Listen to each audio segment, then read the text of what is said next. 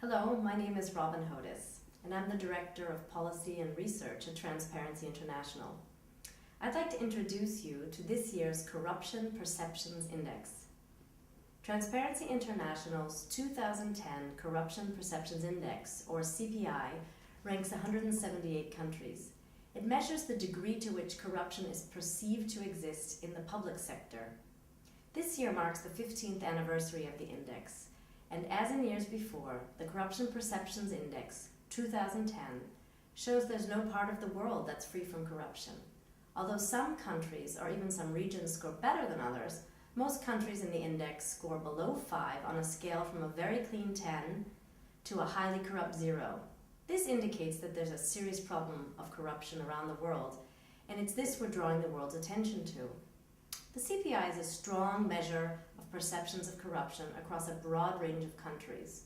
To calculate the CPI, Transparency International uses different sources, both surveys and country analyses that reflect the opinions of experts and business people, both inside and outside the countries in question.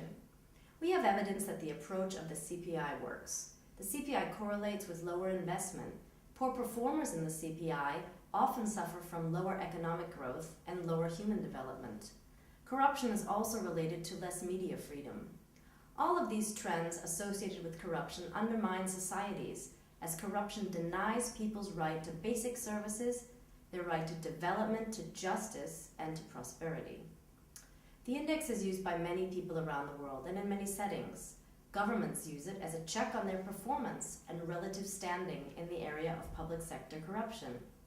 Every year we hear from governments about their CPI scores. To help them understand what lies behind these scores, TI around the world has developed a range of diagnostic tools that assess levels of corruption and its opposite, integrity, accountability, transparency, both in government institutions and even in the private sector. It's these additional tools that allow us to put the power of the CPI to work for us in country, on the ground, with our worldwide network.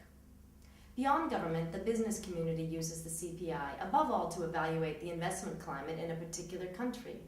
As research has shown, corruption and investment levels relate, and the private sector has a real interest to contribute to stemming the supply of bribes to help achieve a level playing field for economic activity at home and abroad. We also know that civil society and academic organizations have made use of the CPI to showcase it as an indicator, to use it for further research, and even as a starting point for developing new ways to measure corruption and governance, to drill down, to understand what drives corruption, to examine its nature and its impact, above all on people's lives.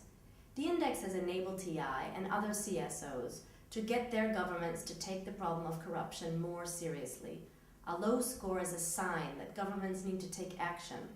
And the publication of the index is also an opportunity for us to highlight key elements in the global anti-corruption agenda, such as the need for governments to implement and enforce the United Nations Convention Against Corruption. Year for year, the CPI reflects the seriousness of the corruption challenge around the world. It reinforces the need for holistic, sustainable solutions that create and embed integrity across societies. We must help those performing poorly in the CPI. Nobody wants corruption. People everywhere deserve more.